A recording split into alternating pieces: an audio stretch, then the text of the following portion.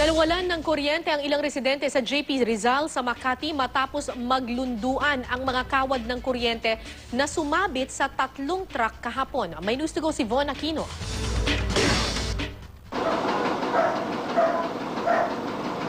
Naglunduan ng mga kawad ng kuryente at halos mabuwal na ang mga posting ito nang sumabit rito ang 3 truck na dumaraan sa JP Rizal Avenue, Barangay Guadalupe Viejo, Makati City, mag-alas 12 ng hating gabi. Ang truck na unang sumabit sa mga kawad agad daw tumakas. Ang dalawa namang truck na sumabit din, nadamay lang daw. Yung wire dito mababa na kaya nasabitan ng isang truck.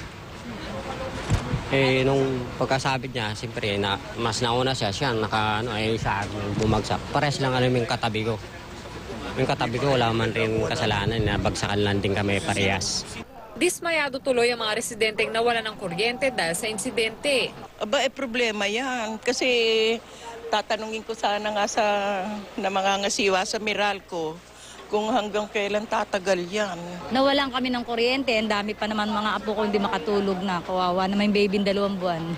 Aminado naman ang pamunuan ng Barangay Guadalupe Viejo na mababa na ang mga kable ng kuryente.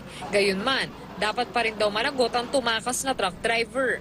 Nagdaan ho yung bagyong Glenda sa sobrang lakas ho ng hangin na talagang bumaba ho ang mga kawad ng kuryente po. We are advising also the residents na naapektuhan na bear with us dahil ina-action na naman po natin. Sa kabila ng pagulan, magdamag namang inaayos ng Meralco ang mga lumundong kable. Von Aquino, GMA News.